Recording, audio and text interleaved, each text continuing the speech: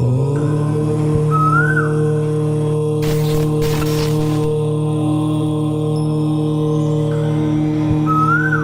నమ శివాయ. శ్రీమాత్రే నమ.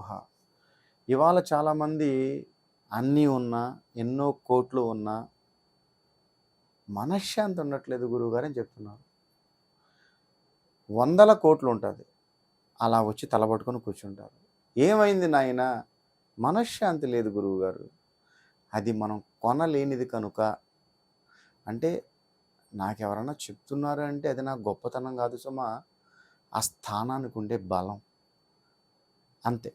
అంతే తప్ప గురువుగారంటే నన్ను సంబోధించి కాదు, ఓ టెంపుల్లో పంతులు గారు కావచ్చు, తన ఫ్రెండ్స్ కావచ్చు, తను శ్రేయస్సు కోరే వాళ్ళు కావచ్చు, అలాగే మాలాంటి పౌరోహిత్యం చేసే పంతులు గారు కావచ్చు. అంతే తప్ప ప్రత్యేకంగా ఉద్దేశించి నేను అని మాత్రం కాదు. ఎవరైనా నాకు ఏదైనా చెప్తున్నారు అంటే ఆ స్థానానికి ఉండే బలం, మనం కూర్చున్న పీట ఉంటుంది, ఆ పీఠానికి ఉండే మర్యాద. చాలామంది చెప్తూ ఉంటారు, మనశ్శాంతి ఉండట్లేదు గురువుగారు.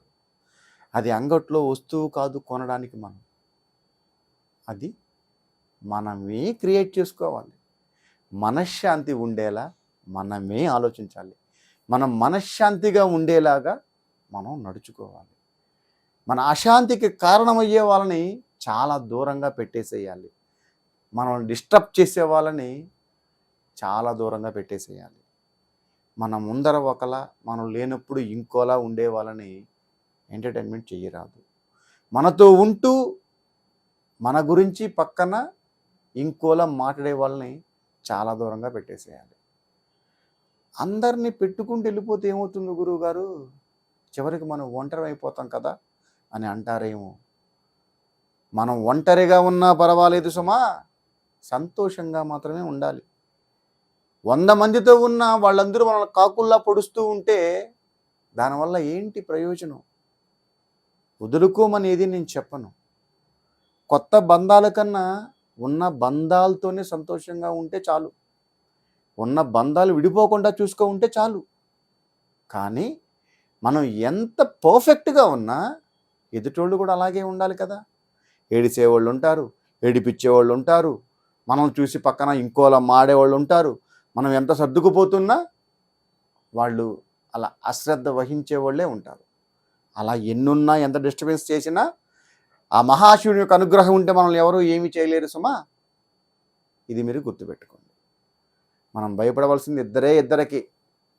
ఇవి 2 చాలా పవర్ఫుల్, కానీ కనిపించవు. అందులో ఒకటి ఆ భగవంతుడు, 2 మన మనస్సాక్షి. ఇవి రెండిటికి మనం సమాధానం చెప్తే చాలు, అంతే.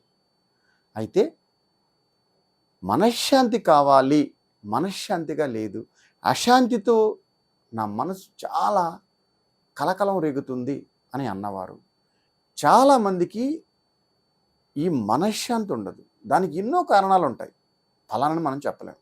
అలాంటి వారు ఏం చెయ్యాలి అని అంటే, సోమవారం నాడు మీరు ఓ స్ఫటికలింగం చిన్నది, అంటే అంగుష్టం అంతా, బొటన్ వేల్లో సగం ఉండాలి, అలాగే ఓ నందీశ్వరుడు, అలాగే ఓ చిన్నపాటి ప్లేటు.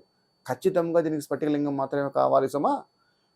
ఓ బొటన్ వేల్లో సగం ఉండేది శివలింగం ఒకటి, అలాగే ఓ నందీశ్వరుని తెచ్చుకొని ఓ చిన్న ప్లేట్లో పెట్టి, ఓ కొబ్బరికాయ పగలగొట్టి దానికి 3 కనులు ఉన్న వైపు పీచు మొత్తం తీసేసి ఆ కొబ్బరికాయలో ఆవు పాలు పోయండి. ఆవు పాలు పోసి అందులో కొద్దిగా చక్కెర, కొద్దిగా పచ్చకర్పూరం, 3 తులసి ఆకులు.